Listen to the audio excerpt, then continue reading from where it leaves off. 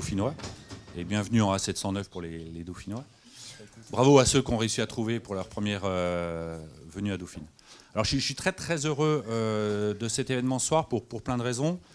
D'abord, ça montre qu'à Dauphine, la blockchain, la recherche, l'enseignement sur la blockchain sont en train de s'installer.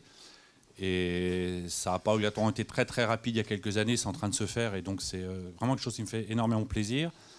L'autre chose qui me fait très plaisir, c'est la qualité du panel, sans flatterie aucune.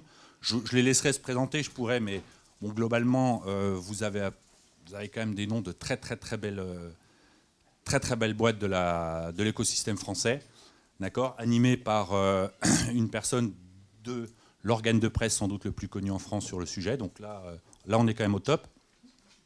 Je vous remercie donc d'être assez nombreux. Donc la discussion portera le thème, c'est Eigenlayer. Alors au début, on l'avait lancé au printemps et pour différentes raisons, ça a été repoussé. Et comme les sujets sont très cycliques, j'avais peur que le sujet soit moins à la mode à la rentrée. En fait, pas du tout. Ça continue d'être un sujet quand même très intéressant. Donc ça, c'est gagné. Donc cet événement, je laisserai, je pense, les gens se présenter. On l'organise, donc la chaire FinTech, l'Université Paris-Dauphine, en collaboration avec le centre de recherche en finance décentralisée de l'Institut Louis Bachelier que Louis... je te laisserai présenter un petit peu, et également avec Ethereum France, et Diziac dira quelques mots sur Ethereum France, et ensuite on vous laissera la parole si ça vous va. Et je vous laisserai encore une fois vous présenter. Merci bien. Bonsoir à tous. Comme le disait Hervé, moi je travaille à l'Institut Louis Bachelier, on est partenaire de cet événement. Donc pour vous présenter un tout petit peu l'Institut Louis Bachelier et ce qu'on y fait autour de la blockchain et de la DeFi.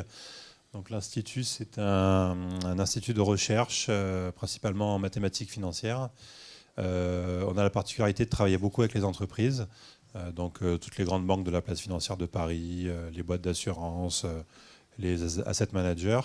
Et on a essayé depuis quelques temps maintenant d'étendre un peu ça à la blockchain et en particulier à la DeFi, ce qui se comprend assez bien parce que on fait plutôt de la finance, on aborde la blockchain, pour ceux qui connaissent, c'est extrêmement large. Donc nous, on se concentre beaucoup plus sur la partie finance et donc on fait la recherche sur ces sujets-là, en particulier sur les sujets par exemple comme le staking ou le restaking. Et on a la particularité de bosser de façon assez étroite avec les entreprises de l'écosystème, principalement parisiens, français. Et donc on travaille en collaboration avec eux, on les aide à développer leur protocole, on leur apporte en fait la partie un peu recherche et toute la recherche qu'on a pu connaître en mathématiques financières depuis 30-40 ans, je ne sais pas trop depuis quand il faut la dater. Donc si ça vous intéresse, n'hésitez pas à venir m'en parler. Et juste un mot aussi, peut-être j'en profite parce qu'Hervé ne l'a pas dit, on est partenaires ensemble aussi au niveau d'une formation qu'on a lancée il y a 2 ans. Qui est c'est un certificat professionnel en finance décentralisée qui a donc eu lieu ici à Paris-Dauphine. On reprend en fait toutes les bases, c'est destiné principalement aux professionnels, c'est des cours une fois par semaine le jeudi soir pendant 3 heures, donc ça permet d'avoir son activité et de venir suivre la formation. On l'ouvre, je ne sais pas si on peut le dire, mais on l'ouvre là depuis cette année aux étudiants aussi. Voilà, en formation initiale en tout cas, pour une partie de la taille de la promotion. C'est principalement destiné à la formation continue. Et donc ça fait partie, je pense qu'il y a certains, je ne les ai pas encore tous rencontrés, mais il y a certains des participants de cette formation qui sont là aussi ce soir. Donc pareil, si ça vous intéresse d'une façon ou d'une autre, n'hésitez pas à venir nous en parler. Et je vais laisser la parole à Diziac pour lancer un peu le sujet. Merci. Bonjour à tous.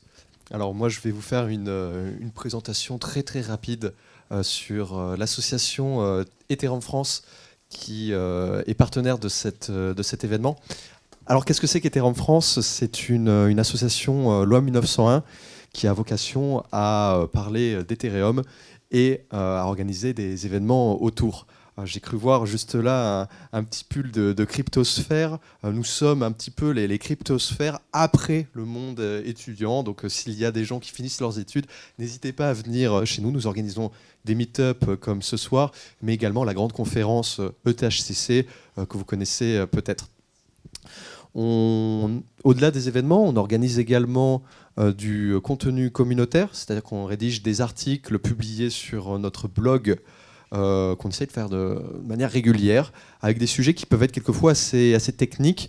Il y a un article, par exemple, que j'ai à l'esprit qui était dédié à l'attaque par rebond sur la chaîne Ethereum. C'est un article absolument passionnant. Je vous invite à le lire si le sujet vous intéresse.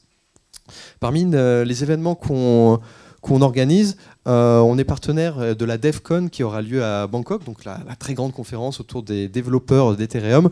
Et on a quelques billets pour l'événement, notamment des billets à prix réduit. S'il y a des personnes qui sont intéressées pour une petite réduction, vous pouvez nous contacter sur le Discord.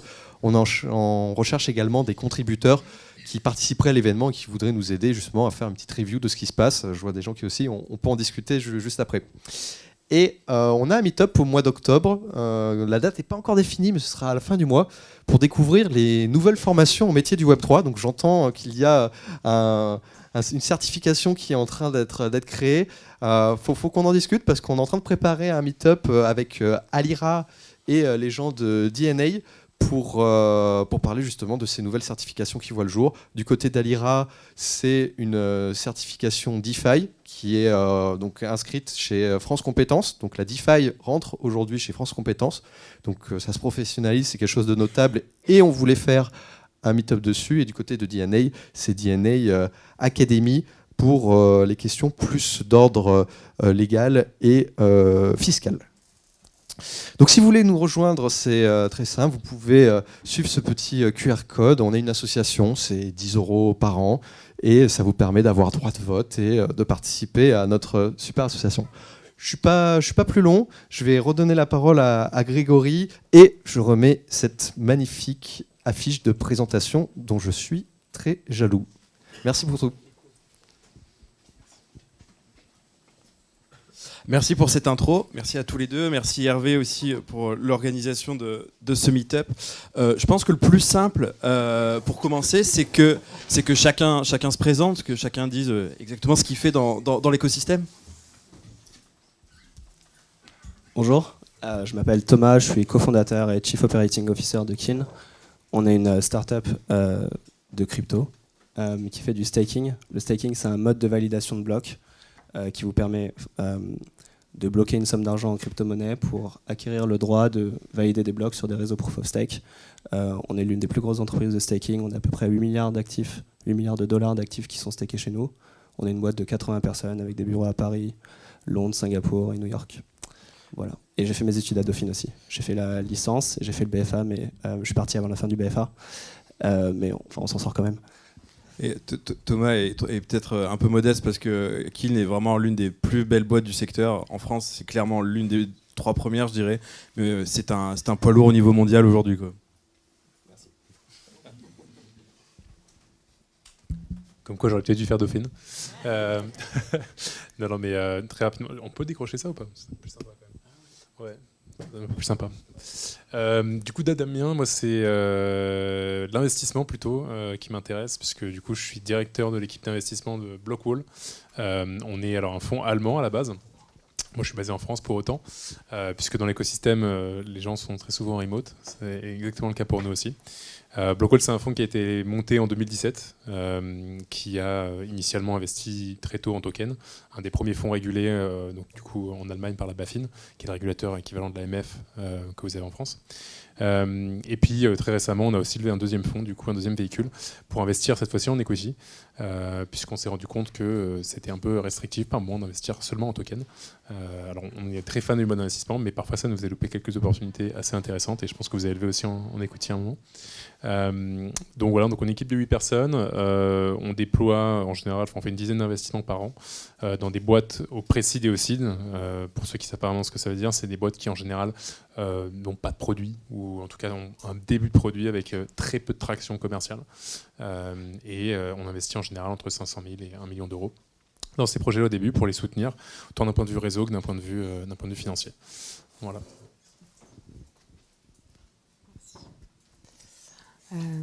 Donc bonjour à tous, moi je m'appelle Sarah, je travaille chez Ledger. Je lead toute la partie produit sur le segment des consumers, donc tout ce qui va être lié au B2C, aux utilisateurs B2C.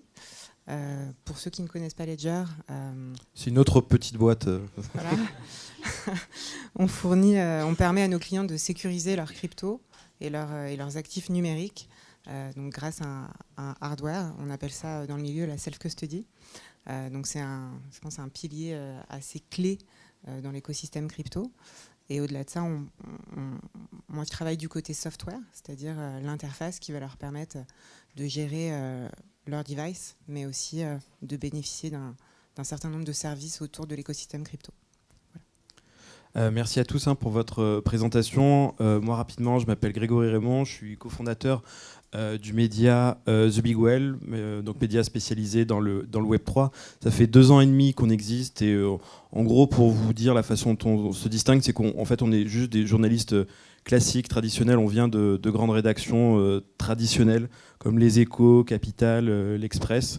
Et donc on suit ce secteur-là avec attention. On publie des scoops, des analyses fondamentales, des interviews avec des grands leaders internationaux de l'écosystème. Et aussi, on a envie de mettre les mains dans le cambouis. Et on travaille justement sur un nouveau modèle d'abonnement basé sur le staking et la DeFi. C'est quelque chose qu'on prépare pour 2025. Donc on n'est pas que des commentateurs et des analystes. On va vraiment plonger dans le lapin du terrier, comme on dit. Déjà, je suis hyper content qu'on puisse faire cette table ronde aujourd'hui. Le public étudiant, c'est peut-être le plus intéressant. Puis je suis super content parce qu'il y a aussi quelques femmes dans le public, et ce qui est vraiment assez rare dans l'écosystème. Donc vraiment, il faut y aller à fond. Des fois, ça peut faire un peu peur, un écosystème où il y a beaucoup de mecs, c'est de la tech, c'est de la finance. Mais vraiment, venez, ça vaut vraiment le coup, quoi. Du coup, j'aimerais savoir aussi qui est familier du staking ici. Donc, ouais, à peu près tout le monde. Thomas, tu l'as un peu défini là, mais je pense qu'un petit rappel, notamment autour d'Ethereum, ça pourrait être salvateur. Sauf si c'est ton micro perso. Non, ok, en fait, si on retourne en arrière, le mode de validation originel des blockchains, c'est le proof of work, ou le mining qui a été introduit par le white paper du Bitcoin en 2008 par Satoshi Nakamoto. La raison pour laquelle ce système a été introduit à la base, c'est que pour qu'une monnaie ait de la valeur, il faut qu'elle soit rare, et donc il faut que ça parte de quelque chose qui soit rare. Et donc le mining établit que, enfin c'est pas établi, c'est que l'énergie c'est rare parce que ça vient du temps et le temps c'est fini. En tout cas dans notre contexte. Et donc, le mining demande de résoudre des problèmes cryptographiques qui ne peuvent être résolus qu'en mettant des machines très puissantes avec beaucoup d'énergie. Et la seule façon d'avoir plus de chances de miner un Bitcoin, c'est de mettre plus de machines et plus d'énergie. Le problème de ça, par définition, c'est que ça demande de l'énergie. Donc des gens ont considéré que c'était assez polluant et que ce n'était pas une utilisation optimale des ressources pour la société. Il y a un mode de production de blocs alternatif qui a été proposé et qui en fait maintenant est utilisé par l'ensemble des blockchains à part la blockchain Bitcoin, qui s'appelle le staking. En fait, le staking, ça consiste à mettre littéralement en enjeu, donc à bloquer une somme de crypto-monnaies sur un nœud de validation. Et ce nœud de validation en fait, va performer un ensemble d'opérations qui sont nécessaires à la création du bloc. Et en fait, ce qu'est un bloc c'est juste l'entité, c'est juste l'objet dans lequel vous mettez une liste de transactions. Et c'est comme un cadastre. Je ne sais pas si un cadastre, ça vous parle plus qu'un bloc. Mais en fait, vous imaginez comme un énorme bloc-notes sur lequel on a tous décidé d'inscrire nos transactions ensemble. En fait, à chaque fois que quelqu'un fait quelque chose, il va gueuler sa transaction au reste du réseau. Et nous, on est tous des validateurs. Enfin, disons que nous 4, on est des validateurs parce qu'on a stacké des Ethers. Et à chaque fois que quelqu'un fait une transaction, nous on note, OK, Bader a acheté un appart, 10 Ethers, etc. Et tout le monde fait ça. Et à la fin, on arrive à la fin de la note. On n'a plus de place, on va passer à la page d'après. Mais avant de passer à la page d'après, on va se mettre d'accord sur le fait qu'on ait une version commune de l'histoire. Parce que ça se trouve, je sais pas, Damien va se dire, bah non, en fait, la part de Bader, c'est moi qui l'ai, et j'ai acheté 0,5 Ether. Et avec Sarah et Grégory, on va dire, non, bah, on n'est pas d'accord avec ta version, donc toi, ta version, si tu veux, tu la gardes, mais nous, on va continuer à opérer avec notre version de la page. On se met d'accord sur cette page, et on dit, bah maintenant, si vous voulez participer à la blockchain Ethereum, si vous voulez participer à notre société, il faut accepter cette version de la vérité, qui est en fait quelque chose qui se passe dans la société aujourd'hui. La différence, c'est que personne ne vous demande votre avis. Mais quand vous naissez, il y a des actes de propriété qui existent déjà. Les appartements, l'argent, des titres de société appartiennent à certaines personnes. Donc c'est une caractéristique commune d'une société de devoir accepter une histoire de transaction. Mais la blockchain rend ça beaucoup plus explicite. Et donc du coup, ensuite, dans mon analogie, ces notes, vous les empilez les unes entre les autres. Elles sont collées très très fort. Comme ça, vous ne pouvez pas en prendre une et la retirer. Et voilà. Grosso modo, c'est ça le staking. Ça permet de produire ces petites notes et d'être rémunéré pour ça. Maintenant, autre question, qui est familier vraiment du restaking? Il y a un peu moins de mains quand même. Hein. Donc, qui veut s'y coller? La vraie question, c'est qui stake déjà ici? Ok. Et qui restake? Pas mal. Je pense que c'est ça la vraie question, parce que tu vois, on a tous lu, je pense, un article sur ce que c'est le staking. C'est vrai, mais du coup, tu le définirais comment? Alors, moi, je suis pas technique, mais aujourd'hui, le restaking, c'est une invention qui a été popularisée par Eigenlayer, justement, c'est pour ça qu'on en parle aujourd'hui, dans un papier très intéressant qui dit d'ailleurs que tout le monde aurait pu penser à créer Eigenlayer, parce qu'en fait, c'est très simple. Mais finalement, en fait, avant de parler du restaking, je pense qu'il faut d'abord plutôt parler du liquid staking, qui est un truc que vous faites aussi chez Kin. Je pense que c'est une bonne première étape. Parce qu'une fois qu'on a, entre guillemets, mis ces Ethers dans ce processus de staking, aujourd'hui, vous êtes tous d'accord, on ne peut pas l'utiliser. Ils sont bloqués, on ne peut rien en faire, mis à part toucher des rewards, ce qui est déjà bien. Et pourtant, grâce à la blockchain et grâce à un processus de wrapping, c'est-à-dire qu'on va pouvoir dire que même si cet Ether-là il est bloqué, on va être capable de vous émettre un token qui est juste la représentation en fait finalement de cet Ether qui est loqué. Ce token-là, on peut l'appeler STETH, qui est d'ailleurs très populaire dans le marché. Et on va dire que du coup, ce token-là représente juste le fait que vous ayez staké un Ether. Mais on va vous laisser le droit de faire ce que vous voulez avec. Donc, par le pouvoir de la DeFi, vous pouvez aller sur Uniswap et trader ce token. S'il y a de la demande, bien évidemment. Et donc ça, en fait, cette toute petite invention, en fait, cette toute petite idée qui est finalement assez basique quand on y pense, parce qu'on wrappait déjà des tokens il y a très très longtemps, au tout début de l'histoire de l'Ethereum et Bitcoin.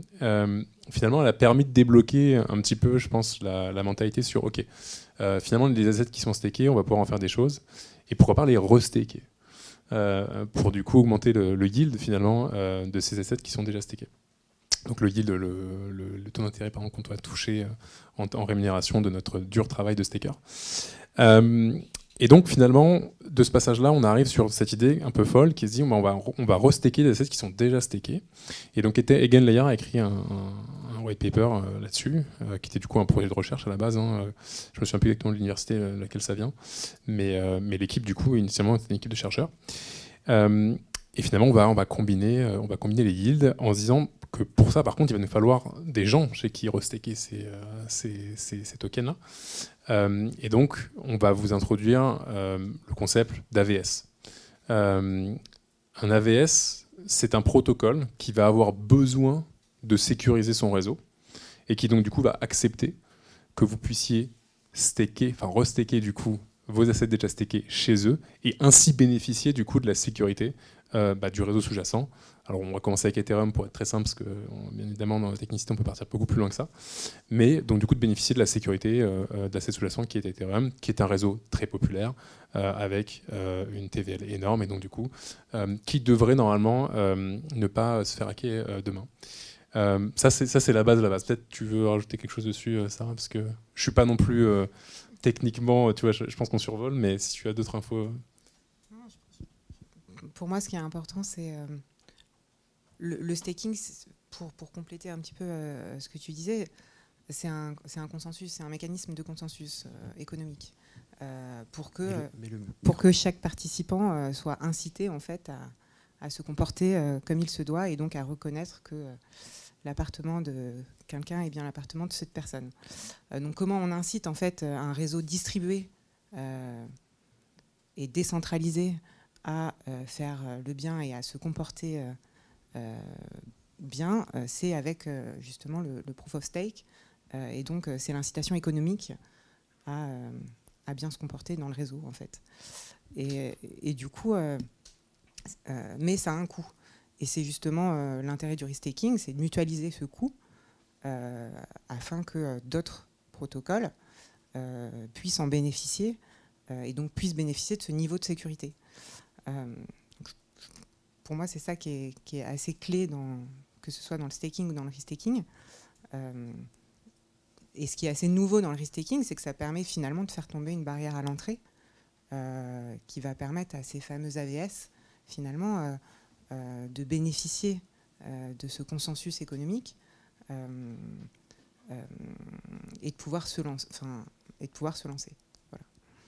Moi, la première fois que j'en ai entendu parler du restaking et donc par extension de Eigenlayer, c'est ton associé, c'est Laszlo Sapo, donc, qui est le cofondateur également de Kin et actuel CEO.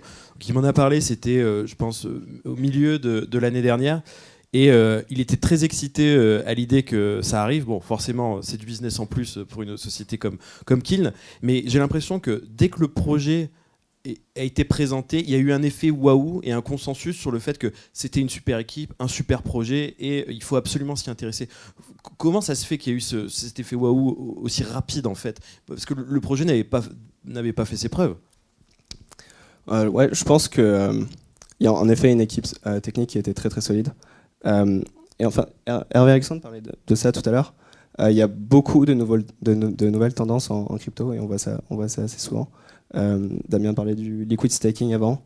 C'est un sujet qui était genre très très hot il y a 3 ans et enfin qui maintenant existe toujours et est très utilisé. Et ouais, le restaking, ça a eu à peu près ce même engouement. Ouais, je pense que la qualité de l'équipe technique, je pense aussi la perspective de pouvoir gagner davantage de récompenses. En fait, comme l'expliquaient Sarah et Damien, avec ces mêmes cryptos qu'on a déjà stakés sur le réseau Ethereum, on va pouvoir valider les opérations de services alternatifs et donc gagner plus de récompenses. Et comme les utilisateurs en crypto sont friands de récompenses, tous les services qui leur permettent d'augmenter ça génèrent un intérêt assez fort. Mais c'est marrant parce que vous parlez surtout, en priorité, des récompenses qu'on peut gagner, mais on ne parle pas trop de à quoi ça sert. En fait, à la base, bien sûr qu'il y a un rendement, mais c'est en échange de quelque chose, donc en échange de la sécurisation de certains projets. Est-ce qu'il y a vraiment un besoin de sécurisation de projet? Parce que le fait que le restaking existe et que la proposition existe, c'est ultra intéressant, mais est-ce qu'il y a une vraie demande? Bon, alors, je suis pas entrepreneur dans la crypto, donc j'ai jamais eu affaire à ce sujet personnellement. Mais oui, il y en a une. C'est-à-dire qu'aujourd'hui, je pense que si je vous parle de 51% attack sur une blockchain, ça va parler à peu près tout le monde. C'est-à-dire qu'en fait, aujourd'hui, pour prendre le contrôle d'un réseau, vous avez finalement besoin de prendre le contrôle de 51% des tokens du réseau et vous pouvez faire ce que vous voulez, quoi. Donc, même si quelqu'un qui crie plus fort que moi pour l'analogie de Thomas tout à l'heure, je suis capable d'écrire ce que je veux dans le bouquin. Et donc, quand on a assez peu de valeur dans notre protocole, c'est une attaque qui est d'autant plus facilement réalisable. Je veux dire, aujourd'hui, prendre contrôle de 51% du réseau Ethereum, il faudrait être très très très très riche et avoir beaucoup d'Ether. Je ne suis même pas sûr qu'on soit capable de les acheter aujourd'hui. Tandis que sur un protocole nouvellement né, c'est beaucoup plus probable. Parce que la valeur est très faible, le marché le price de manière conséquente. Et donc, en fait, finalement, le restaking vient un petit peu donner une solution à ça en disant on va justement vous faire bénéficier de la sécurité sous Ethereum pour le protocole dès le début. Donc c'est un peu sur cette narrative-là que s'est construit le restaking. Après, est-ce que c'est nécessaire ? C'est une bonne question. Moi, mon opinion, parce que je pense qu'on peut qu'avoir une opinion, il n'y a pas de réponse universelle, je pense encore aujourd'hui, parce que le marché est trop jeune. Mon opinion, c'est que c'est intéressant. Après, est-ce que tous les projets en ont besoin ? Je ne pense pas. Aujourd'hui, sur Eigenlayer, on trouve, je crois, c'est 23 ou 24 AVS, j'ai pas le dernier chiffre, donc du coup, protocole qui bénéficie de ça. Sur ces 23, je serais surpris s'il y en a plus de 10 qui ont vraiment besoin d'une sécurité aussi robuste au stade où ils en sont. Ça ne veut pas dire qu'ils n'en ont pas besoin très très vite. Mais en tout cas, je pense qu'il y a une notion de timing sur lequel en fait, votre réseau va besoin d'être sécurisé de cette manière-là. Et donc aujourd'hui, évidemment, on est quand même dans la course à la popularisation pour Eigenlayer, je parle de leur solution. Donc forcément, eux, leur intérêt, c'est d'attirer un maximum de projets. Est-ce que c'est forcément le plus pertinent pour ces projets-là ? Je ne sais pas. Certains vont aussi argumenter en disant est-ce que finalement on ne redirige pas justement un petit peu la sécurisation d'Ethereum vers ces projets alors que pas vraiment nécessaire. C'est un débat ouvert. Il n'y a pas de réponse finie. En tout cas, moi, mon opinion, c'est qu'effectivement, je pense que la sélection des AVS qui rejoignent Eigenlayer aujourd'hui devrait l'être peut-être un petit peu plus sous cet aspect-là et sous cet angle-là, que plutôt se dire, vas-y, on va essayer de faire grossir notre catalogue le plus possible. Mais en même temps, il y a une logique économique derrière. Donc pour un AVS qui veut bénéficier de la sécurité d'Eigenlayer, en fait, c'est quoi la contrepartie ? Comment il va payer Eigenlayer et les stakers ? Je pense que justement, c'est un peu tout l'enjeu. Aujourd'hui, il y a beaucoup de systèmes de points dont la valeur reste quand même incertaine. En tout cas, ou ce qu'on peut dire, en tout cas, c'est que la valeur est sujette à la confiance que leur accordent les utilisateurs. Mais j'en reviens au profil des AVS. On constate quand même qu'aujourd'hui, les AVS qui sont référencés sur le protocole Eigenlayer sont quand même plutôt de l'ordre de projets qui tournent autour de l'infrastructure, donc qui vont être des oracles, par exemple, des bridges, des roll-up, et qui ont justement un besoin de sécurité puisque leur métier, en tout cas, repose sur un système de réseau. Et donc c'est ça qui fait que... et c'est là-dessus où il y a un fit entre la proposition de valeur d'Eigenlayer et ces AVS, qui ont un profil, qui ont besoin de faire levier sur un consensus économique, un modèle qui est proche de... Et c'est pour ça que pour eux, ça fait sens finalement de faire levier sur le consensus, le proof of stake d'Ethereum en réalité. Voilà. Là où on va essayer d'évaluer à peu près où on en est dans le projet Eigenlayer. Donc son airdrop a eu lieu en plusieurs phases. Depuis 7 semaines, le token Eigen est transférable. Ok, très bien, on peut le staker. C'est quoi la suite ? Ouais, je pense que la suite, c'est de voir en effet la viabilité des tokenomics. Est-ce que les AVS vont créer assez de récompenses pour que ça soit intéressant économiquement de staker autant d'Ether ? Parce que je pense qu'il y a 100 millions de dollars qui sont stakés sur Eigenlayer. Beaucoup plus, je crois. On est en milliards sur Eigen. Ok, d'accord, bon, j'ai le chiffre complètement faux. C'était 12 milliards, je crois. Ok. Aujourd'hui, tu es plutôt proche des 8. Ok. Mais ce qui fait du projet, il est dans le top 3 de la DeFi en termes de TVL. Quoi. Ok. Du coup, ça veut dire qu'il faut générer des récompenses dans l'ordre du milliard pour avoir un taux de rendement intéressant sur ça. Est-ce qu'il y a vraiment En fait, il faut se rendre compte quand on parle de staking ou de restaking, on parle de sécurité d'une blockchain, il y a des gens qui doivent payer pour ça. Et il y a une offre et il y a une demande de sécurité. Donc toute l'offre de sécurité, c'est tous les utilisateurs qui veulent staker des Ethers ou restaker des Ethers. Donc ça, c'est tous les gens qui veulent gagner des récompenses. Mais de l'autre côté, il faut que quelqu'un paye pour ça. Et donc, comme le disait Sarah, ces projets payent avec des points, ils payent avec leur propre token. Mais ensuite, il va falloir voir si ces tokens vont avoir de la valeur. Et donc je pense que c'est vraiment une question d'usage réel de ces AVS. Mais jusqu'à présent, on peut restaker dans Eigenlayer depuis quand même pas mal de mois. Il n'y a aucune récompense pour l'instant qui a été distribuée par les AVS. Est-ce qu'on a une idée du calendrier de quand ça va tomber ? Je pense pas à moi qu'on pose la question, mais aujourd'hui, il n'y a pas vraiment de... il y a des rumeurs. Après, est-ce que les rumeurs font état de loi ? Je pense pas. Donc non. Et en fait, je veux juste revenir un tout petit peu en arrière là, sur ce débat-là, parce qu'il est très intéressant sur le débat économique en fait, du restaking. Donc aujourd'hui, les AVS ne récompensent pas, mais même dans la théorie en fait, aujourd'hui de rémunération d'un AVS, on est sur des récompenses qui sont fixes. C'est-à-dire qu'en fait, à la différence de beaucoup de produits de rendement en fait, où quand on vous rend un pourcentage de votre investissement, celui-là est fixe. Là, c'est le pool total de récompenses de ces AVS-là qui va être fixe. Quel problème ça pose ? Ça pose un problème qui est un peu similaire à celui d'Ethereum, où en fait finalement, le plus on va avoir de personnes qui vont restaker, qui vont participer à la sécurité, le plus les récompenses du coup par personne ou par Ethereum staké vont descendre. D'accord ? Si on est sur un pool de récompenses fixes, plus on est nombreux à se partager ce pool-là, plus évidemment les récompenses qu'on va toucher vont être faibles. Et donc, qu'est-ce qui va se passer ? C'est que les AVS les plus populaires, à mon avis, pour X ou Y raison, sécurité, gestion, etc., vont du coup être ceux qui vont recevoir le plus de tokens restakés, et sur lesquels du coup les récompenses seront les plus faibles. Et en fait, finalement, je pense que c'est un petit peu la problématique du chat qui se mord la queue. C'est-à-dire qu'on va vous inciter du coup à prendre plus de risques derrière, donc d'aller vers, et je pense qu'on parlera de la composante risque après, mais on va vous inciter à aller du coup restaker vers des AVS qui sont peut-être moins populaires. Et en fait, aujourd'hui, on ne sait pas du tout où est-ce qu'on en est de ça, parce qu'on n'a pas de vue vraiment sur les récompenses. Ces schémas ne sont pas connus. Et donc, du coup, évidemment, les gens ont commencé un peu à se lasser, parce que la grosse bulle du restaking, c'était février-juin à peu près, c'était à cette période-là. Si on regarde en valeur pure et dure, aujourd'hui, je crois qu'on est à moins 25% en TVL total sur les protocoles de restaking. Aujourd'hui, il y en a 3, je crois, des protocoles de restaking vraiment connus. Donc il y a Gainlayer qui capture 85% du marché. On a Symbiotic, un très nouveau protocole qui s'est lancé il y a quelques mois. Mais qui sécurise rien encore. Hein. Qui sécurise rien. Bon, enfin, oui, non, il sécurise rien. et on a Karak, qui est 3-4% du marché.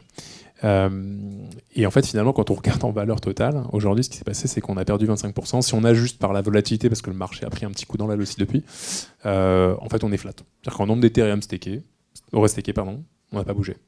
Et donc, du coup, pour alimenter toute cette narrative-là, encore une fois, avant même de se dire on va consolider sur la partie rémunération, etc., on a commencé à avoir d'autres protocoles qui arrivent, comme Symbiotic. Sur quelle narrative? Le permissionless. On va vous proposer de restaker n'importe quel token. Parce que Gainlayer, il faut bien comprendre que c'est que Ethereum. Donc voilà un peu où on en est, parce que je voulais quand même faire un petit état des lieux. C'est que on a eu une escale un peu exponentielle de ce sujet-là, comme toute nouvelle techno dans l'écosystème, on a sa petite bulle qui se crée rapidement. Et en fait, aujourd'hui, finalement, on a un stade où c'est flat, les gens sont pas mal dans l'attente. Et donc du coup, on essaie déjà de trouver de nouvelles narratives avant même d'avoir vraiment consolidé celle du restaking en lui-même et de la partie rémunération. Et je saute sur l'occasion, en fait, on parlait des AVS, donc comment choisir les AVS à sécuriser. Quand on passe par Etherfi ou Renzo ou Karak, c'est eux qui décident à notre place, d'ailleurs c'est pour ça qu'on les choisit. Mais on peut aussi choisir nous-mêmes un validateur qui va choisir des AVS derrière. Vous pouvez par exemple choisir Kin. Quelle est votre stratégie, vous, pour choisir les AVS? Parce qu'il y a bien sûr la contrainte, il faut rapporter suffisamment de récompenses, mais il ne faut pas non plus mettre les stakers excusez-moi, dans la merde. Ouais, c'est un peu le même raisonnement que quand on choisit des nouveaux protocoles à supporter en proof of stake. La première question, c'est la qualité du projet. Donc on va évaluer la qualité de la team technique. Quand on commence à tester... En fait, sur tous ces projets, il y a des réseaux d'essais qui s'appellent des testnets, où c'est pas du vrai argent, il y a quand même des tokens, mais ça vaut rien, tu peux pas les vendre. Et rapidement, tu commences à voir la qualité de la base de code, tu commences à voir la qualité de l'infrastructure, tu vois les projets qui sont viables et ceux que tu n'as pas du tout envie de supporter.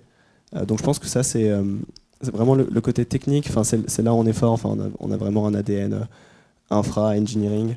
Après, le côté cas d'usage et business, je pense que c'est pas trop à nous de dicter ou de prendre des paris sur quel cas d'usage vont rester, lesquels vont prendre. Et puis après, il y a une grande composante qui est la demande de nos clients, de nos partenaires comme Ledger, les échanges, les custodians avec lesquels on travaille. Eux ont des demandes de leurs propres clients. Et donc on s'adapte beaucoup en fonction de ça. Et oui, on rappelle qu'on peut restaker sur Kill, mais à travers Ledger Live, qui est la super plateforme de Ledger où on peut faire à peu près tout dessus.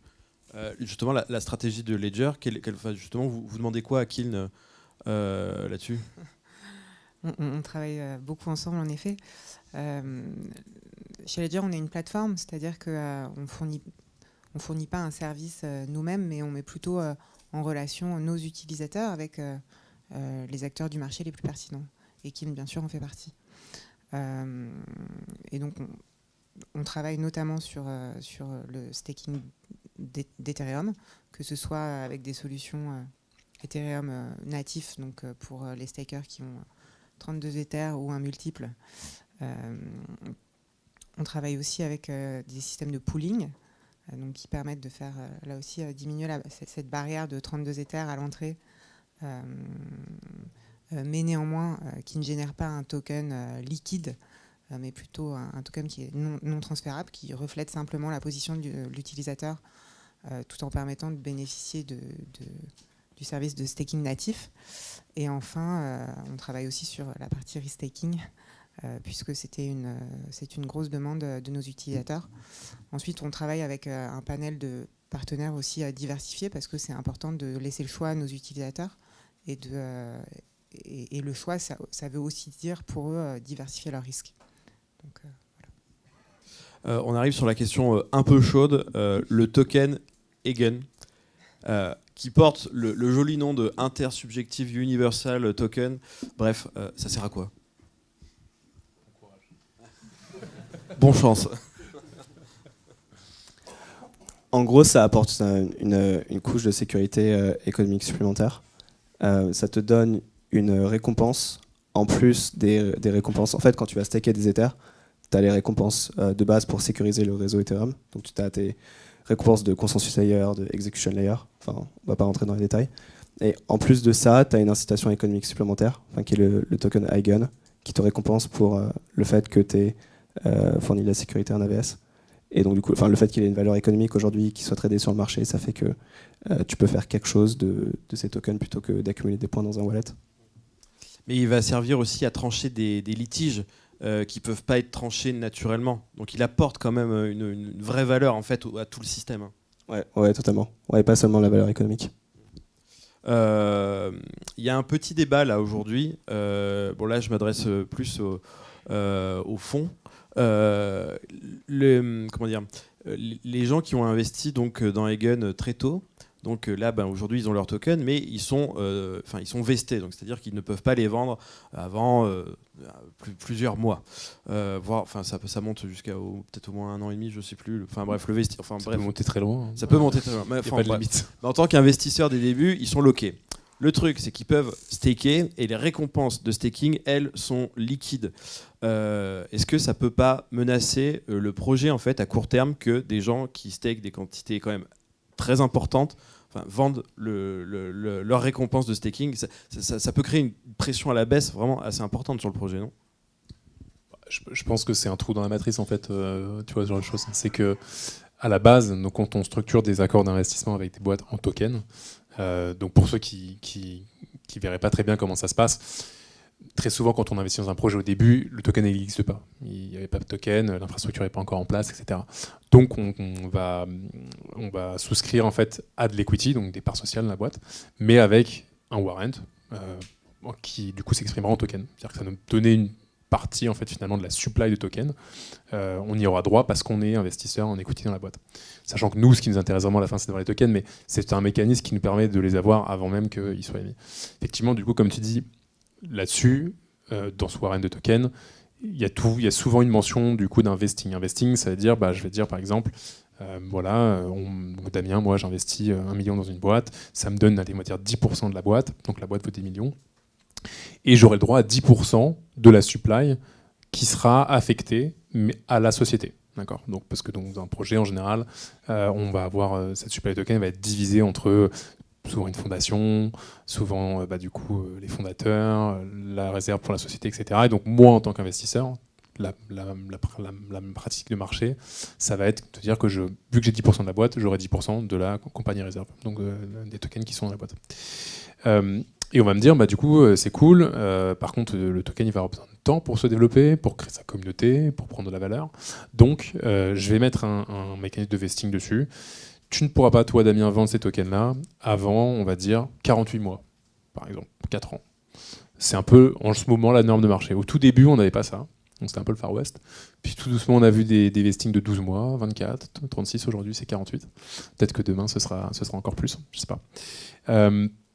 Et finalement, ça s'avère de protéger du coup la valeur du token, puisque du coup, je ne peux pas mettre de pression à la vente sur ce token-là pendant que je les détiens, puisqu'ils sont réservés. Et donc, effectivement, cette histoire de staking, c'est assez particulier parce que je pense qu'initialement, on n'est pas prévu que l'écosystème de staking se développe autant. Donc, les tokens warrants qui ont été signés initialement n'avaient pas du tout cette notion de staking en tête. Mais finalement, si on prend la racine du truc, on devrait se dire que c'est pas normal de pouvoir staker des tokens que je n'ai pas vesté, donc sur lequel je ne suis pas censé pouvoir manipuler. Donc déjà là, je pense qu'il y a effectivement un vrai problème. Le montant des récompenses, en général, au début des projets, est plus élevé qu'à la fin, parce qu'on a besoin de faire venir des gens.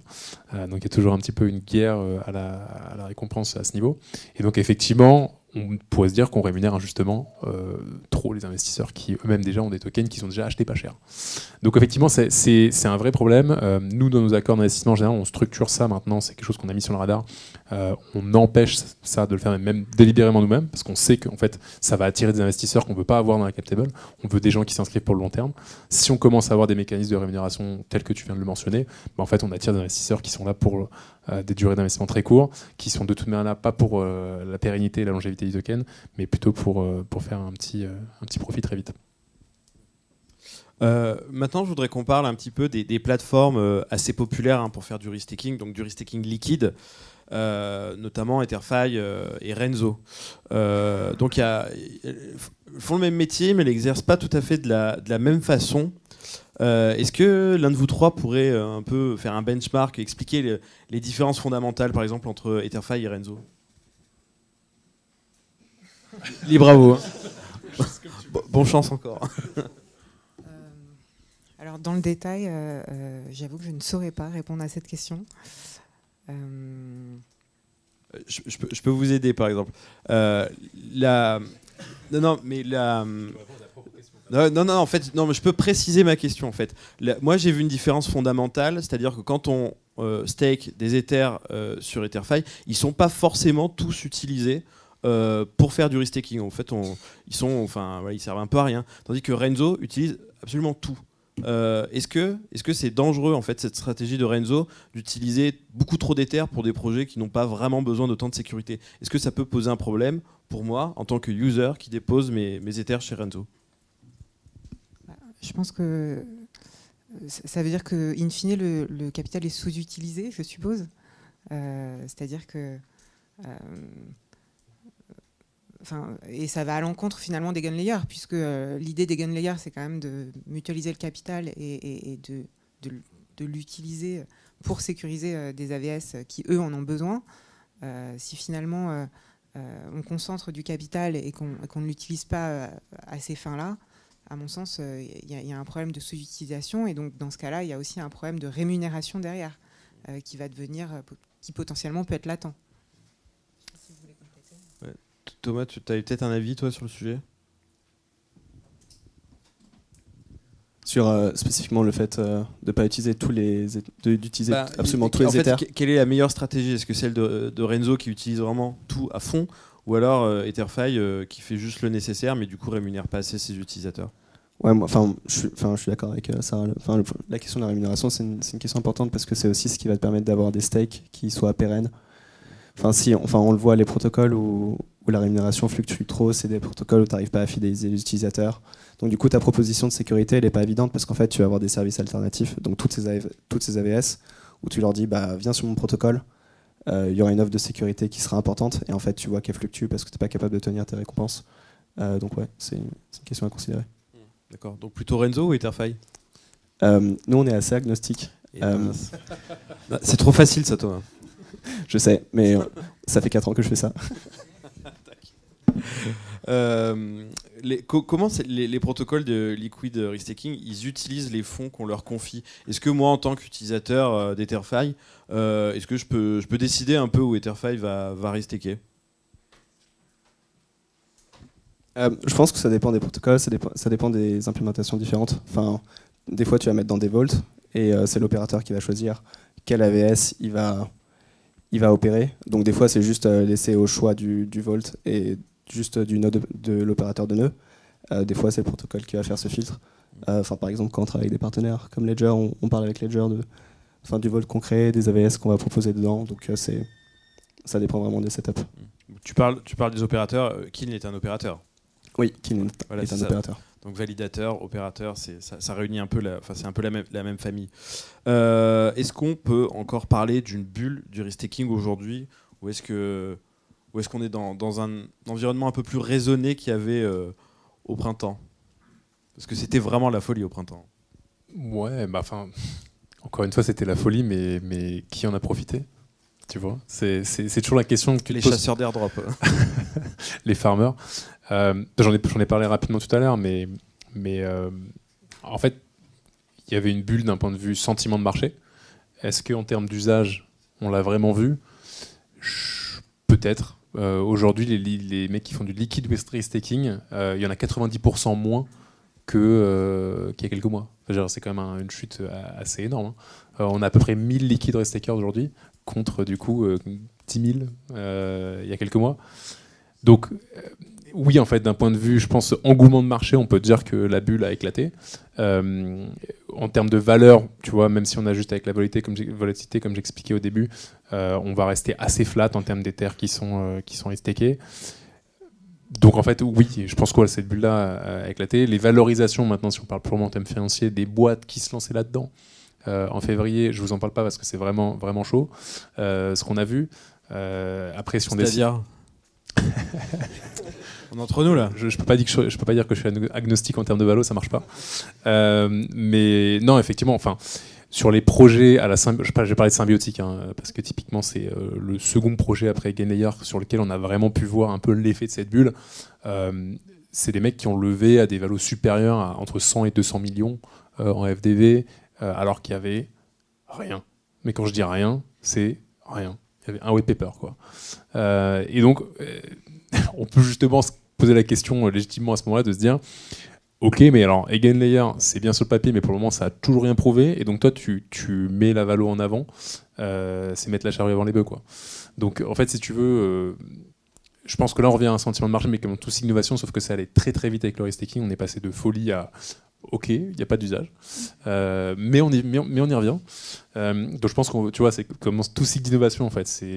On s'excite un peu pour rien, on réalise qu'on a fait n'importe quoi, et là peut-être on va arriver à un truc, on va se dire ok, le restaking finalement, si on arrive à solutionner cette histoire de reward sur les AVS, pardon, ça n'a rien à voir, sur les AVS, et que effectivement on arrive à construire une narrative où la sécurité elle est fléchée vers les bons projets, qu'on voit vraiment que c'est utile. Là on va arriver sur une croissance un peu saine. Ça reste un super moyen de booster son yield dans un marché où là je parle du marché de la finance classique, on voit les taux d'intérêt qui descendent, le staking redevient intéressant parce qu'en fait quand on a des taux de risk free en fait aux US qui sont payés à 5%, 3% sur Ether ou 4% c'est pas très intéressant. Là on va revenir dans une narrative où en fait le staking va reprendre un peu le devant de la scène sur la partie fixed income. On ajoute à ça le yield du coup du restaking. Je pense qu'on est sur une narrative intéressante. Maintenant, encore une fois, voilà, avec précaution, mesurons les risques, ayons vraiment une idée claire de combien on peut toucher, qui ça attire et à qui c'est utile, et on revient à un truc un peu vertueux et un peu sain, quoi, plutôt que de se dire non, on va lever 200 millions d'euros de valo juste parce que c'est l'invention du siècle. Mais justement, le rendement, comme dans la finance traditionnelle, ça rémunère un risque. Le risque dans le risk-taking, c'est de se faire slasher. Est-ce que l'un de vous trois pourrait un peu expliquer comment ça fonctionne en fait ? Dans quelle mesure je vais me faire slasher mes Ethers par un projet ? Tu veux prendre une partie de déjà, je voudrais rebondir sur le point précédent. On parle de yield, mais aujourd'hui, le yield, ça ne reste que des points. Donc, je pense que ça, c'est quand même vraiment important à souligner. Le rendement... et l'APY qui est affiché sur toutes ces plateformes, aujourd'hui, il ne dépend que du staking d'Ethereum. Donc, on prend plus de risques, mais avec un reward qui reste complètement incertain. Donc, je ne sais pas si on peut parler de bulle du restaking, mais en tout cas, il y a là un modèle économique qui, aujourd'hui, reste à clarifier. Donc ça, c'est une première chose. Et ensuite, effectivement, les AVS ont la possibilité, en fonction des différents protocoles, que ce soit Eigenlayer ou les autres, de mettre en place leurs propres règles de slashing.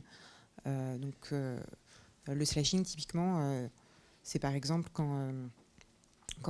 c'est ce qui va permettre en fait, de punir un acteur qui ne se comporterait pas bien dans l'écosystème.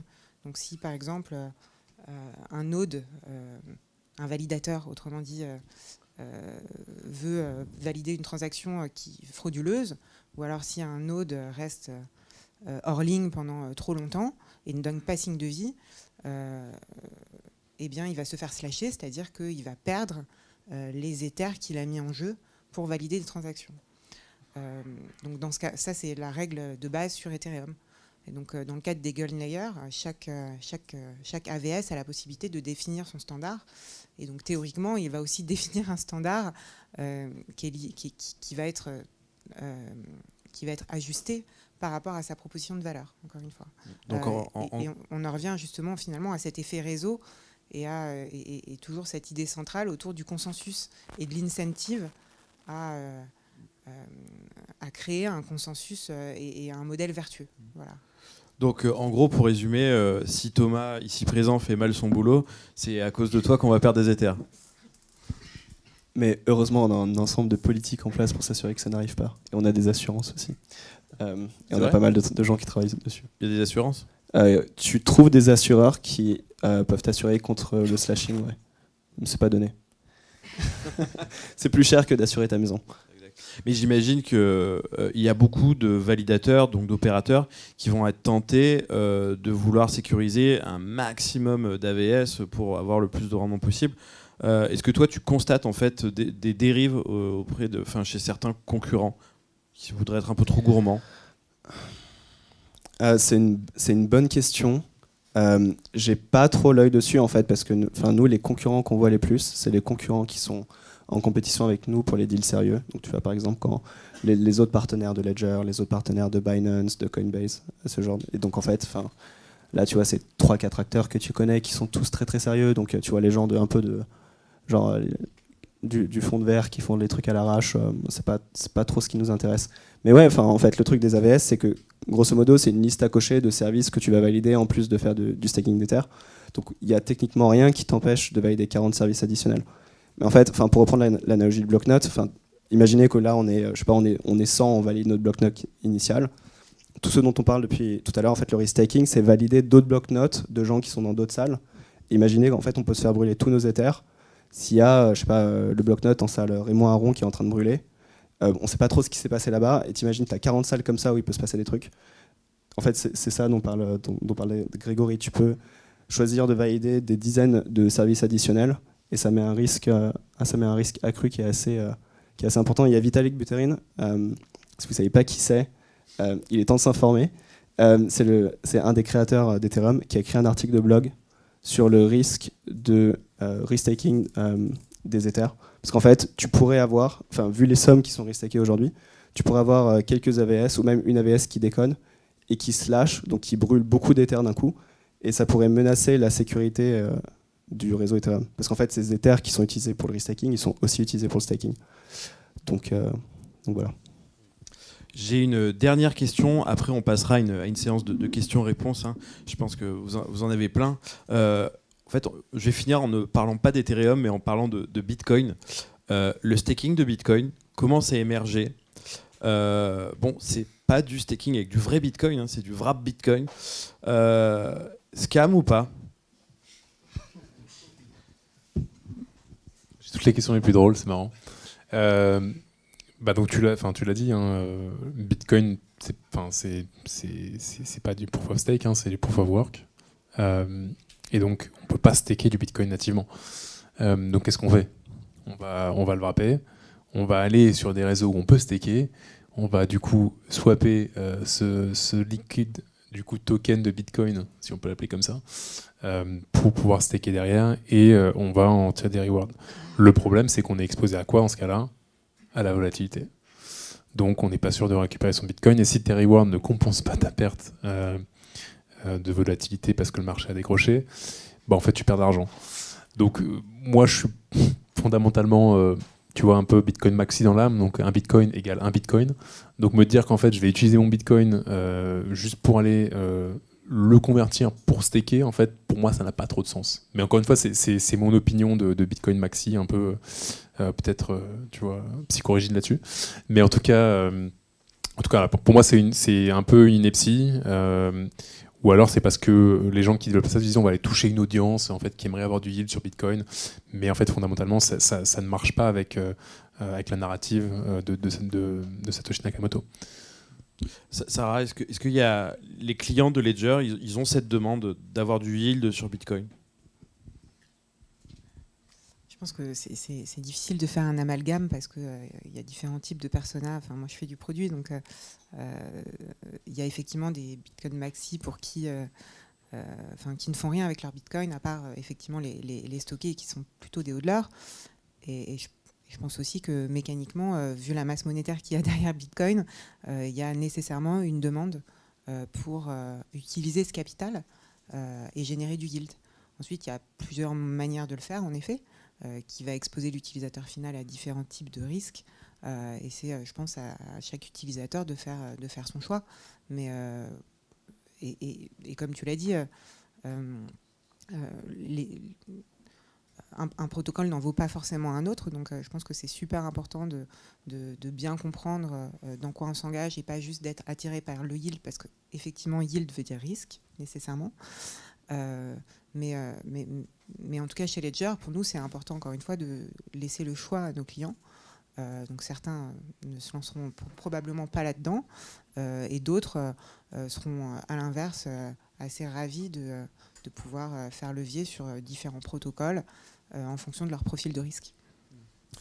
Thomas, votre boulot, c'est quand même de diversifier quand même au maximum. Hein.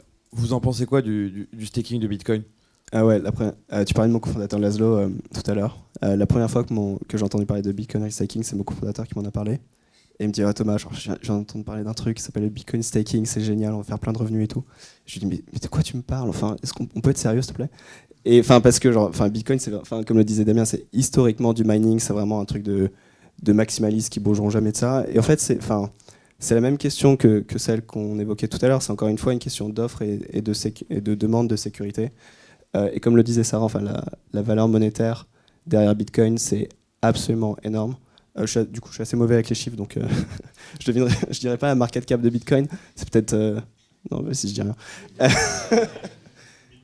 1000 milliards, merci. Donc en fait, imaginez si vous voulez proposer, 10% de taux d'intérêt sur 1000 milliards, ça fait 100 milliards. Est-ce que vous pensez qu'il y a beaucoup de projets qui seront capables, en agrégé, de payer 100 milliards de récompenses pour donner un taux d'intérêt à tous les bitcoiners ? Il y a vraiment pas beaucoup de boîtes déjà qui font 100 milliards de revenus. Enfin, les boîtes qui font 100 milliards de revenus, c'est genre Google, Facebook, des boîtes énormes.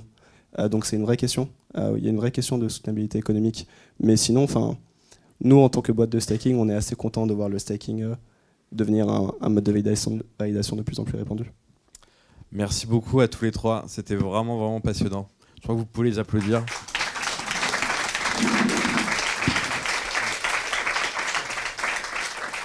Et s'il y a quelques questions, je suis sûr qu'ils seront ravis d'y répondre. Et moi, je passe le micro.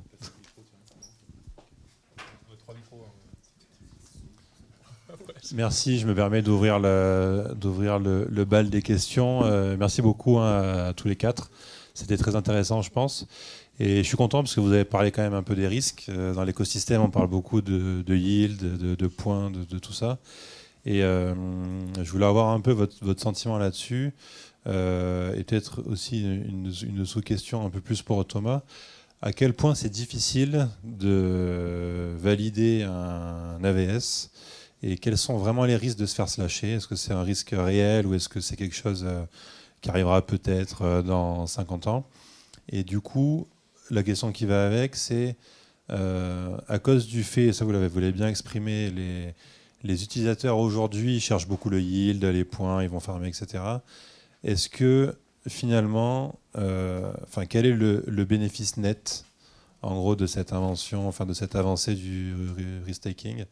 Parce que ça permet à la fois de faire profiter, donc vous l'avez dit, les AVS de cette nouvelle sécurité, mais ça peut aussi mettre à mal la sécurité sur le réseau Ethereum. Donc je voulais un peu votre sentiment là-dessus. Ouais, sur la première question, sur le risque réel du slashing, en fait, la réalité, c'est que même...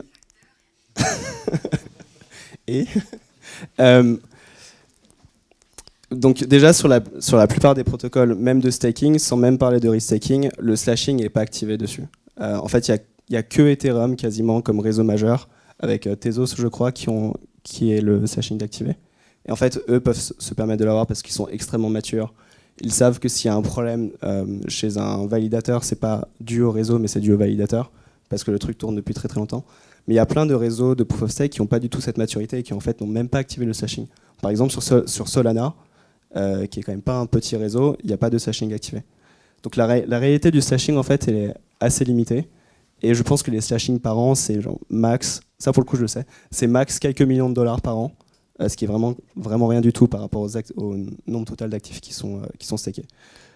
Juste pour ajouter, il me semble que EigenLayer a annoncé que pendant les 12 premiers mois ou les 6 premiers mois, il n'y aurait pas de slashing de toute façon, quoi. Ouais, mais en fait, tu as besoin de ce genre de période de grâce, parce qu'en fait, tout le monde est en train de... Enfin, évidemment, il y a le testnet, et t'espères avoir le plus de trucs possible dans le testnet, mais après, tu as la réalité du mainnet. Donc ça, c'est vraiment un choix de design de protocole. Enfin, le fait qu'ils n'aient pas activé le slashing, c'est leur choix. Nous, ensuite, enfin, on a un ensemble, comme la plupart des validateurs un peu sérieux. Enfin, tu as des équipes techniques, tu as des rotations on-call de gens qui sont toujours prêts à bondir si jamais il y a un problème sur une machine. Puis après, tu as des philosophies de design dans ton infrastructure où nous, par exemple, on fait le choix de ne pas utiliser de redondance. Donc si jamais on est offline, bah, c'est pas grave. Tu vois, quitte à passer quelques blocs et à pas gagner de récompense, on préfère ça plutôt que d'avoir de la redondance qui va augmenter ton risque de slashing. Ça, c'est beaucoup plus sur Ethereum. Donc ouais, je pense qu'il y a des questions de philosophie, de design d'infrastructure, d'autres choix d'ingénierie qui comptent. Est-ce qu'il y a d'autres questions ? Bonjour, merci beaucoup pour toutes les informations.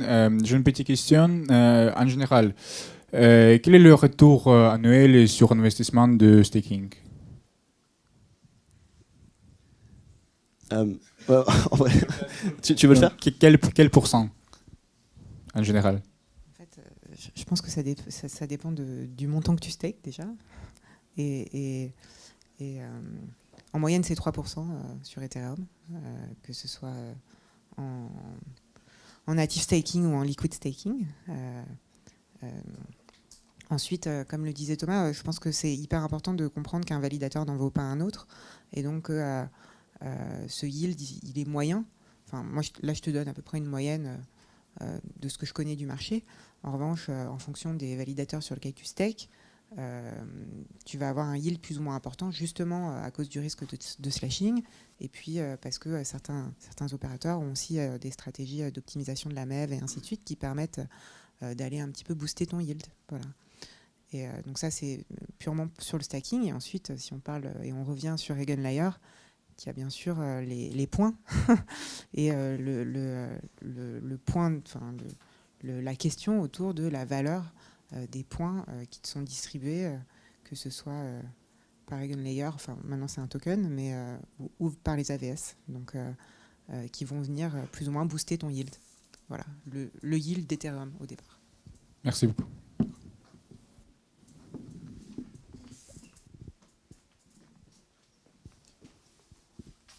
Mais du coup, si c'est à peu près 3%, le livret A, il est aussi à 3%, je crois. Du coup, moi, je me dis le livret A, il n'est pas du tout risqué. Pourquoi j'irais faire du stacking si je suis un petit, si je mets 200 € par mois? Quel est mon intérêt, si l'argent il est bloqué comme le livret A, à venir chez vous, du coup? Non, mais justement, il y a le livret A qui est garanti par l'État, qui rapporte 3%. Pourquoi j'irais sur du stacking qui potentiellement me rapporte 3%, où je peux avoir des risques, où je n'en ai pas... Ton livret A, t'as combien dessus aujourd'hui? Bah là, en fait, j'ai 0, mais je commence à... Là, je commence à gagner de l'argent et je me dis où je vais mettre de l'argent, quoi. Bon, là, c'est une discussion sur la philosophie financière personnelle, mais ton livret A, il est limité à 23 000 €. Un truc comme ça, je crois. 23 000... Pardon, excuse-moi. Mais c'est parce que j'ai les intérêts qui me comparent sur le mien. Tu sais. Non, mais donc du coup, effectivement, je pense que la question, c'est tout le monde. Enfin, le livret A est un produit d'investissement qui est super publicité par les Français parce qu'en fait, oui, il n'y a pas de risque, tu es garanti. Et effectivement, tu as le taux du marché qui te rémunère. Maintenant, deux choses. Un, effectivement, une fois que tu as mis 22 000 € dessus, tu peux plus remettre dessus. Donc en fait, après, tu vas faire comme tout le monde. Tu vas ouvrir un PEA, tu vas regarder la bourse, tu vas dire ah. Puis après, tu vas ouvrir CoinMarketCap et tu vas dire ah. Voilà. Mais ça dépend des jours. Non, effectivement. Là, je suis dans les beaux jours là. Ouais. Maintenant, le deuxième point, c'est en fait effectivement une discussion plutôt financière globale. C'est les produits qui vont te donner un yield, d'accord. C'est Sarah qui l'a très bien dit tout à l'heure. Qui dit yield dit risque. D'accord, le livret A est un peu une anomalie parce que c'est un produit qui est géré par le gouvernement en soit. Mais effectivement, dès que tu vas chercher à avoir un yield, que ce soit 3%, 10, 20, 30 en fonction de ton appétit au risque, tu auras forcément un risque tu vois, de ne pas l'avoir, de perdre même en capital, etc. Et en fait, aujourd'hui, l'équivalent tu vois, du risk-free rate, donc en fait de ce que tu peux toucher sans risque, c'est quand tu vas aller acheter de la dette, d'accord, de la dette de pays. Donc le T-bill, le Treasury bill, qui est le bon du Trésor américain, qui est aujourd'hui un peu qui est la référence mondiale en termes d'assets risk-free, il paye en dollars, attention, il ne paye pas en euros, hein, en dollars, il paye 5% ou 4,5%. Là, la Fed vient de commencer à baisser les taux, la BCE va baisser les taux et a commencé même à baisser les taux. Donc en fait, ce monde, c'est pour ça que j'en parlais tout à l'heure, tu vois, je te disais que le staking va redevenir aussi un petit peu le prime product quand on parle de fixed income. C'est parce qu'en fait, aujourd'hui, les taux de retour risk-free sont en train de descendre. Les banques centrales vont baisser les taux, on le sait, on a maîtrisé l'inflation, en tout cas ce qu'on voulait en faire. Et donc, en fait, ces taux-là vont baisser. Quand ces taux-là, ils passent en dessous de 3%, 2%, 1%, 0%, même négatif, quand c'était le cas, tu vois, pendant le quantitative easing entre 2018 et 2020, c'était vraiment le pic. Bah, en fait, 3%, c'est pas mal. Et en fait, sur un réseau comme Ethereum, où tu sais que ton risque de slashing il est très faible parce que tu fais confiance à ton validateur qui a une stratégie de validation qui est très bien et qui en fait en gros te prouve qu'il ne s'est jamais fait slasher et qu'il y a très peu de chances qu'il se fasse slasher dans le futur, bah en fait c'est pas mal 3%. Si tu n'as pas envie de prendre de risques, hein. Bien évidemment, si tu as envie d'acheter des NFT après et perdre tout ton argent, tu peux le faire aussi. Mais ce que je veux dire, c'est que c'est toujours un rapport entre ton appétit au risque et ce que le marché te propose. Et les équivalents en fait, des produits financiers que tu vas trouver. Dans un contexte de marché où le Treasury bill américain il paye 5%, et je suis d'accord avec toi, c'est pas très intéressant. Maintenant, quand les taux d'intérêt descendent, en fait, ces produits-là redeviennent super intéressants. Donc ton allocation de portefeuille, en fait, tu peux aussi la réfléchir comme ça.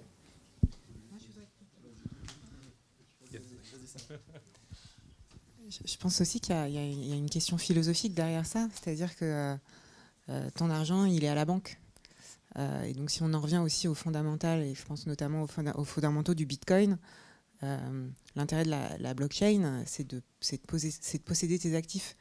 Et ça, pour le coup, c'est vraiment au cœur de la proposition de valeur de Ledger, d'être capable tu peux faire travailler ton argent sans intermédiaire, et tu peux aussi continuer à posséder ton argent. C'est-à-dire que tu ne dépends pas d'une contrepartie.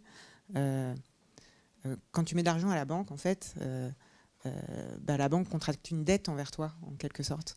Alors que quand tu es autonome sur la blockchain et que c'est toi qui as le contrôle de tes actifs, donc ça signifie une grande responsabilité, mais ça veut aussi dire que tu es capable de capturer plus de valeur et que tu as une forme d'indépendance financière que tu n'auras jamais dans le système financier traditionnel, qui est quand même au cœur de la proposition de valeur des cryptoactifs de manière générale. Mais juste, mon argent, il est chez Kiln, il n'est pas sur Ah non, mon ton wallet. argent, il n'est pas chez Kiln. Ça, c'est très important. On n'est pas un custodian. Ton argent, il est sur ton wallet. Ça peut être un wallet Ledger, ça peut être un MetaMask, ça peut être comme BS Wallet, enfin, c'est ce que tu veux. Mais il est sur un wallet et il est chez toi. On appelle ça non-custodial. On n'a pas la custodie, on n'a pas la garde de tes fonds. Ledger n'a pas la garde de tes fonds non plus. C'est juste tu vas peut-être me tuer, mais c'est une clé USB ultra sécurisée. Mais c'est à toi de gérer. Genre, si tu perds, t'es solo. À part si tu utilises Ledger Recover. Sinon, j'ai une petite code promo Thomas 2024. J'ai une considération beaucoup plus terre à terre sur pourquoi tu devrais staker. En fait, donc imagine tu suis le raisonnement de Damien et Sarah et tu compares à tous les actifs possibles dans lesquels tu investis. Tu as décidé de mettre en crypto. Maintenant, ton argent est en crypto. Tu as deux choix, tu stakes ou tu stakes pas. Donc, tu as le choix entre je garde mes Ethers, je gagne 0%, je stake mes Ethers, je gagne 3%. De toute façon, tu as décidé de rester long sur les Ethers, donc autant les staker. Voilà. Mais après, si tu as choisi de ne pas être en crypto, tu peux pas les staker. Tu parlais du livret A et c'était intéressant, quoi. Et en fait, tu sais, le livret A, il sert à quoi ? Certes, procurer un rendement sûr et les fonds sont garantis, mais les fonds en fait servent à financer des logements sociaux. Donc en fait, tu peux choisir aussi de mettre dans le livret A pour ça. Staker dans l'Ethereum, c'est participer à sécuriser peut-être l'un des plus grands protocoles du futur et l'une des plus grandes infrastructures de demain. En fait, ça dépend de toi. Il y a une histoire de risque derrière, mais c'est à quoi ça sert, quoi. Est-ce qu'il y a d'autres questions ?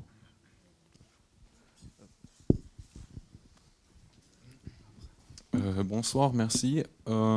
J'ai encore une question sur les risques, parce qu'avec le restaking, en fait, on ajoute une couche encore sur le liquid staking, ce qui est déjà un dérivé d'Ethereum en soi. Et en fait, peut-être c'est un peu philosophique, mais je voudrais bien savoir dans le futur, est-ce qu'il y en aura encore plus de couches, parce que ça augmente toujours le risque de, je sais pas, un dépeg comme il y a eu chez Renzo. Donc c'est plutôt votre opinion à ça, parce qu'il y a toujours la recherche pour le yield plus grand, et je ne sais pas si le risque est toujours proportionnel. Merci. Peut toujours y avoir plus de risques si tu veux plus de rendement. Enfin, tu l'as dit dans ta question. Est-ce que c'est proportionnel?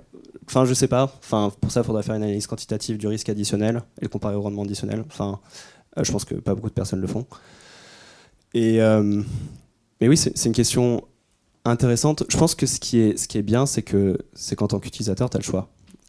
Tu peux décider de juste garder ta position extrêmement vanille, juste tu restes long sur tes Ethers, tu regardes dans un ledger, et c'est tout.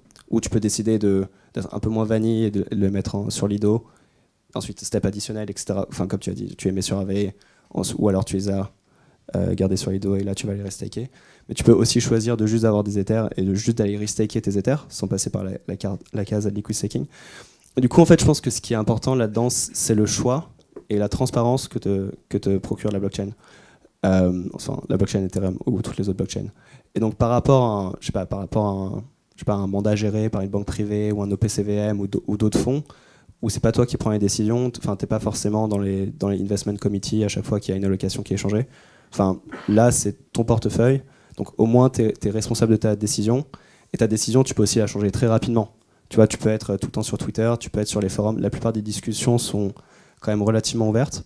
Et je pense que c'est, pour revenir sur la question de philosophie que mentionnait Sarah, ça reflète la philosophie extrêmement libertarienne qui sous-tend tout l'univers crypto. Enfin, on te donne les moyens de prendre tes propres décisions et enfin, tu as un grand pouvoir, tu as des grandes responsabilités. Là, je suis complètement d'accord, mais comme on voit, par exemple, le risque de slashing, il va juste devenir plus grand. Donc, je ne vais pas dire que ça peut poser un risque systémique, mais pas maintenant. C'est pas seulement mon choix. Bah si, je peux faire ce que je veux, mais vu dans la grandeur du DeFi, en fait c'est ça la question, pas ce que moi je veux faire, mais en général. C'est une très bonne question.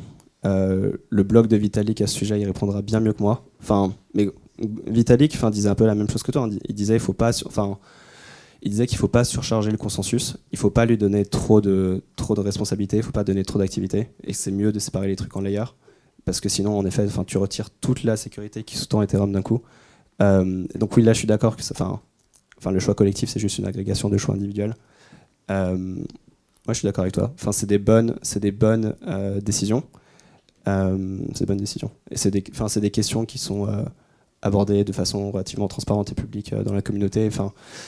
Tout à l'heure, on parlait de DevCon, tu vois, la conférence de développeurs à Bangkok. C'est le genre de questions qui sont abordées là-bas. Donc si ça t'intéresse, je t'encourage. Si tu peux venir travailler chez Kin, mais il y a d'autres endroits. Tu peux aller sur le forum de recherche de Ethereum. Va sur Twitter. Il y a plein de gens qui sont fascinés par ces questions. Commence par le blog de Vitalik. Mais si ça t'intéresse, tu es promis à une grande carrière en crypto. Merci.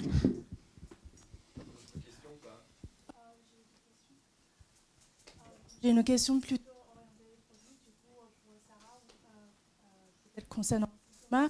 C'est que je me demande c'est quoi le parcours utilisateur envisagé pour le staking, pour le restaking chez Ledger. C'est parce que j'ai deux hypothèses.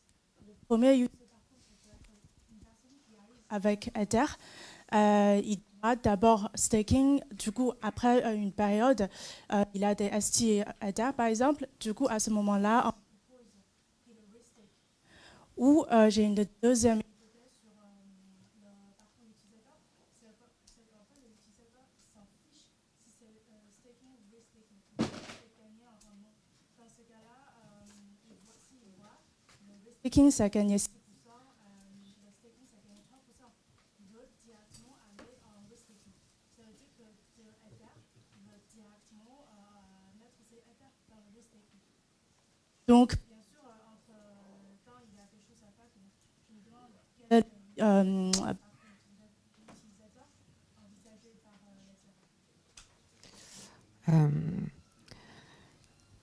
Je pense qu'il y a deux manières de répondre à cette question. La première, c'est qu'il me semble qu'à date, il y a encore une limitation sur Eigenlayer, et Thomas, peut-être que tu sauras, sur la partie restaking des Ethers versus liquid restaking.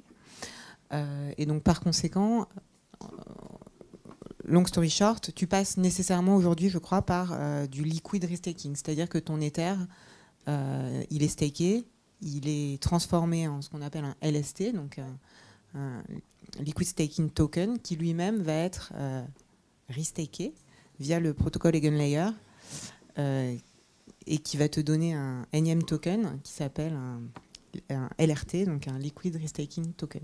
Voilà. Et aujourd'hui, dépendamment du protocole à qui tu délègues ton Ether au départ, ou ton liquid staking token, tu vas arriver jusqu'à avoir un LRT. Donc c'est vraiment une question d'intention. Aujourd'hui, c'est assez transparent pour l'utilisateur, c'est-à-dire que si tu as un Ether et que tu veux t'arrêter au liquid staking, tu peux. Si tu as un Ether et que tu veux aller jusqu'au liquid restaking, tu peux aussi le faire, sachant que tu auras un pivot qui sera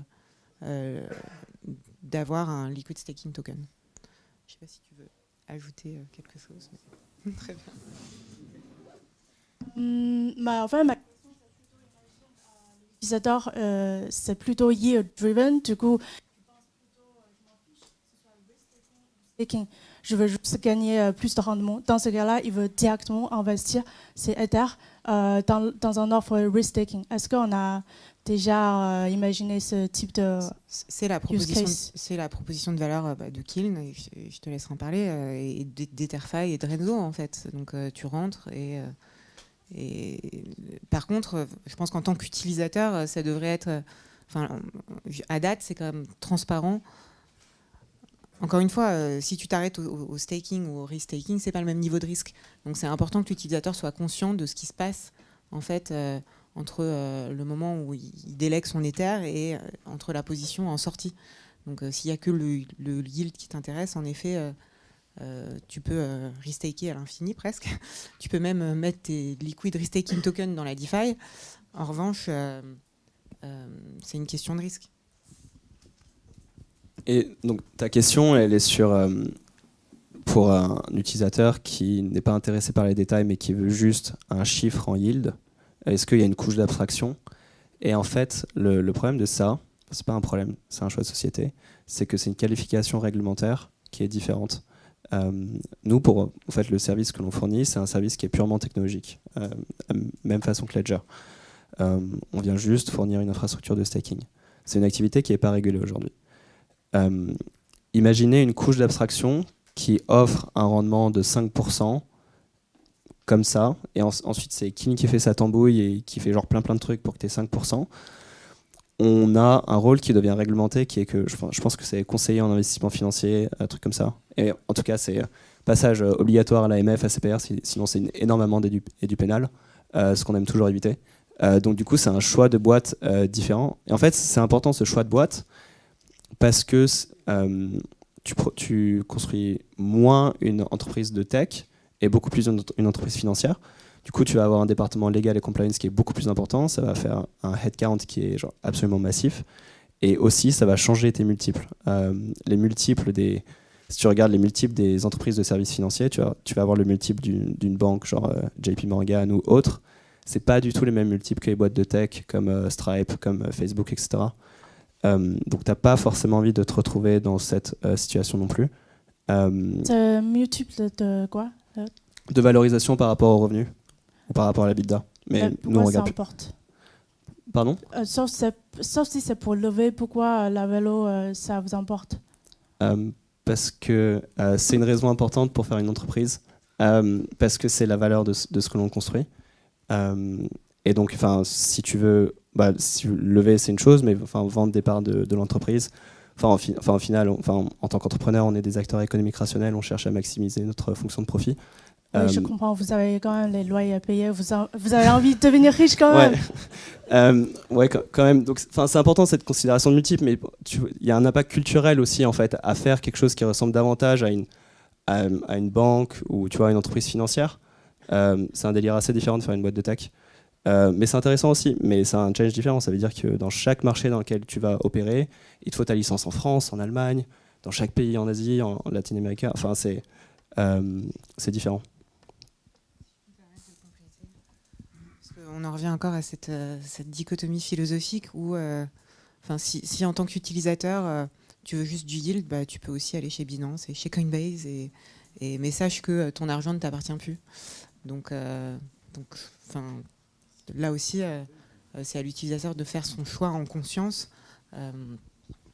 Et encore une fois, tu ne t'exposeras pas aux mêmes risques, et d'ailleurs certainement pas au même yield, puisque tu passeras aussi par des intermédiaires, voilà, et qu'il y aura une forme d'opacité, et qu'il y a une forme d'opacité chez les acteurs plus centralisés, bien que régulés, en fait. Donc c'est un peu le paradoxe.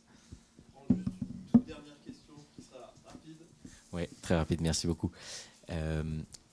Ton intervention, elle m'interpelle. Ça veut dire qu'aujourd'hui, il n'y a pas de réglementation sur le volet staking, restaking. Ça échappe par exemple à MiCA, à toutes les réglementations financières, DORA, etc. Pour l'instant, oui. Mais c'est des choses qui sont en discussion. Il y a plusieurs régulateurs à travers le monde qui envisagent d'inclure le staking comme activité qui requiert un agrément obligatoire.